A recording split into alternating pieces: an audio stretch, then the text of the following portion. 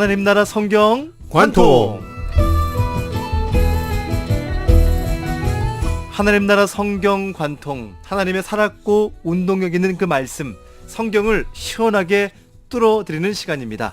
하나님 나라 성경 관통, 오늘 세상예빛교회 이종필 목사님 자리해 주셨습니다. 할렐루야. 목사님 안녕하세요. 안녕하세요. 더우신데 어떻게 건강하십니까? 목사님 잘 지내고 있고요. 예. 목사님이 지금 조금 발에 부상이 있으신 것 같아요. 아이고. 괜찮으십니까? 우리 청취자들은 모르시는데 말씀하셔가지고 기도해 주시기 바랍니다. 그렇습니다. 다리를 좀 다쳤는데. 아킬레스건이 그렇죠? 예.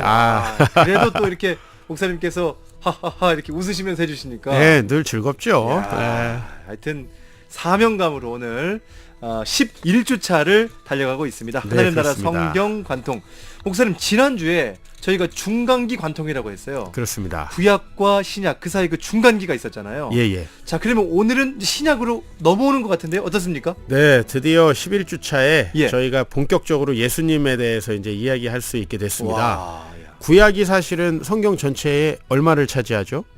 39권이니까. 예, 벌써 분량으로만 해도 예. 통독하려면은 4분의 3 정도가 되거든요. 그렇죠. 그것은 우리가 예수님을 이해하려면, 또 그분이 우리에게 행하신 그 구원을 우리가 이해하려면 많은 것을 구약에서 이미 알고 있어야 한다라는 것을 의미하는 거죠. 예. 그래서 그동안에 저희가 10주 동안 공부했던 것을 잘 되새기면서 오늘부터 예수님에 대한 이야기를 조금 더 우리가 또 교회에 대한 이야기를 본격적으로 해보면 좋을 것 같습니다. 좋습니다.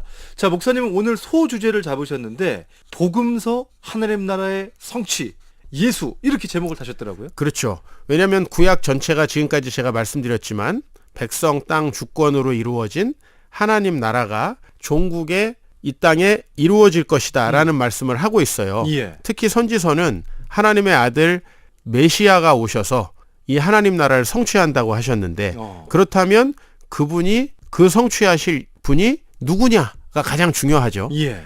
그 사복음서는 그분이 예수님이라고 하는 확실한 증거를 우리에게 보여주고 있습니다. 야, 자, 복음서에 하나님 나라의 성취 예수.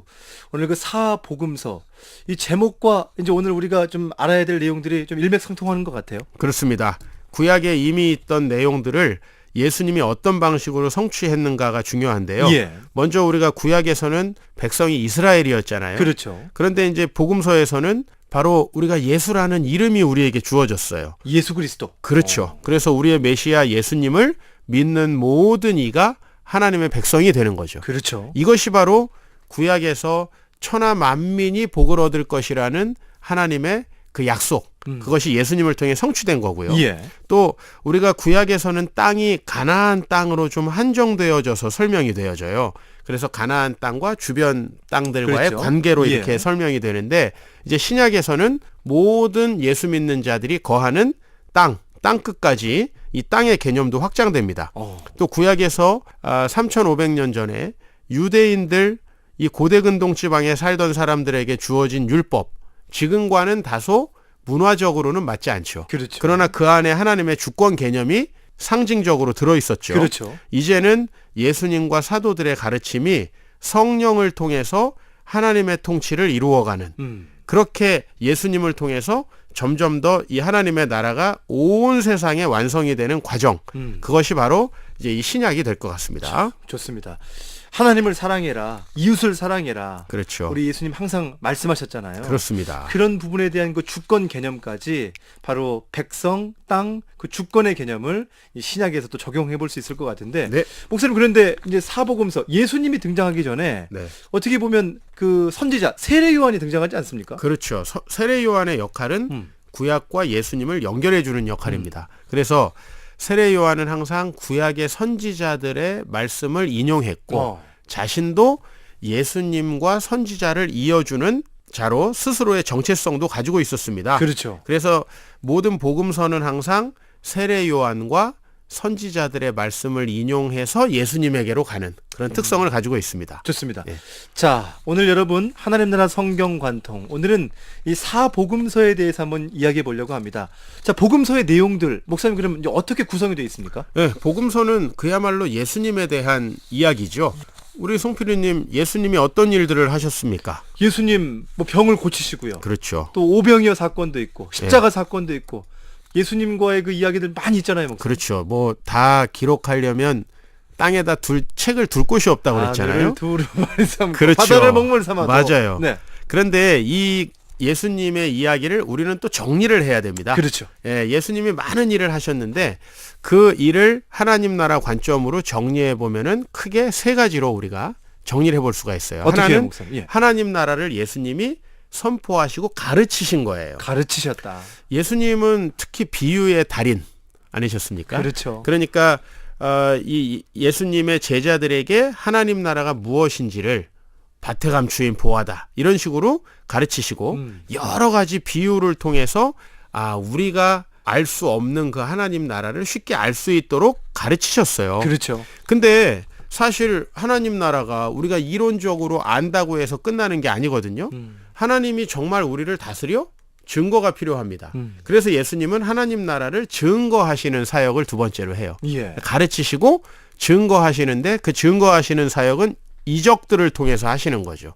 그러니까 예수님이 행하신 이적은 예수님이 하나님의 아들이라는 것을 증명하고 예. 그리고 하나님이 여전히 이 땅을 다스리신다는 걸 증거하는 거예요. 고대인들은 바다를 특히 그리스 로마 사람들 포세이돈이 다스린다 그랬는데 그렇죠. 예수님이 바다를 잔잔케 했을 때 하나님이 다스리는구나라는 것을 제자들은 증거받을 수 있었던 거죠. 그러나 마지막으로 예. 우리가 사실은 그 하나님의 나라가 우리에게 적용되려면 그 하나님 나라가 우리 개개인에게 성취되려면 우리가 하나님의 백성이 되고 그러려면 우리 죄가 사해져야 되거든요. 예. 그리고 우리가 그 하나님의 통치에 따라 순종하며 살아가야 되는데 결국 그것이 예수님의 십자가의 죽음을 통해서 성취됐습니다. 그래서 복음서는 예수님의 죽음 사건을 가장 중요한 사건으로 다룹니다. 그래서 우리는 예수님의 그 죽음을 받아들이고 우리의 죽음으로 믿고 그분의 부활을 믿었을 때 우리가 죄가 사해지고 그리고 하나님의 백성이 되어서 새롭게 성령 안에서 하나님의 나라를 우리가 누릴 수 있는 자가 되는 것이죠. 이렇게 예수님이 가르침, 증거, 성취, 하나님의 나라를 이렇게 우리에게 이루어 주셨습니다. 저희가 예수님에 대한 이야기, 또 사복음서는 그래도 또 구약에 있는 성경보다 친숙하게 느껴지는 것이고 예. 이 이야기도 참 아실 텐데 오늘 목사님께 해주시는 이 말씀을 들으면서 보니까 하나님 나라 우리 예수님께서 가르치시고 또 지켜나가시고 또 십자가의 사건들 이런 과정 하나하나 하나님의 뜻이 정말 성취되어 가고 있구나. 네. 이런 부분들이 더 마음에 이렇게 와닿게 되는 것 같아요. 그렇습니다. 네. 그 송필이님 복음서가 왜 4권이냐라고 하는 부분에 대해서 예. 참 많은 사람들이 궁금해하고 제가 또 현장에서 말씀을 전하다 보면 그 부분에 대해 질문이 많거든요. 또 어떤 분은 외경도 있다고 뭐 그러면서 그렇죠. 왜 이 4권만 있냐 뭐 다 많이 있지 않냐라고 그렇죠. 하시는 분도 계세요. 맞습니다.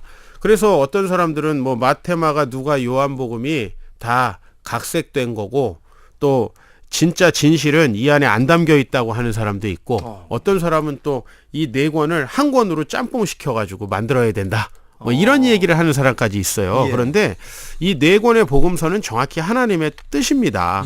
왜냐하면 이 복음서가 전해지는 여러 대상들이 있어요. 예. 먼저는 구약의 역사를 알고 있는 유대인들이 있고요. 그렇죠. 그다음에 당시에 헬라인들, 즉 이 전혀 구약의 역사를 모르는 이방인들이 있습니다. 예. 또 그 당시에 말하자면 아주 낮고 천한 사람들도 있을 수 있고 또 로마의 귀족들도 있을 수 있어요.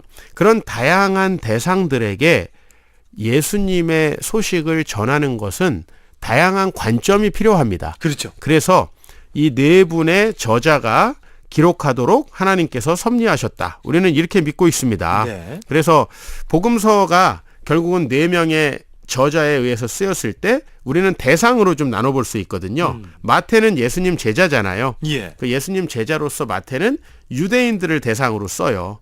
그래서 예수님을 아브라함과 다윗의 자손이다. 그렇죠. 이렇게 처음에 소개하고 예. 그 다음에 예수님을 유대인의 왕이자 온 인류의 왕이라고 선포를 하십니다. 그런데 마가복음은 좀 달라요. 마가복음은 족보가 아예 나오지 않고 예수님의 어떤 혈통 같은 걸 기록하지 않습니다. 그래서 짧잖아요, 조금. 그렇죠. 예. 내용도 아주 짧아요.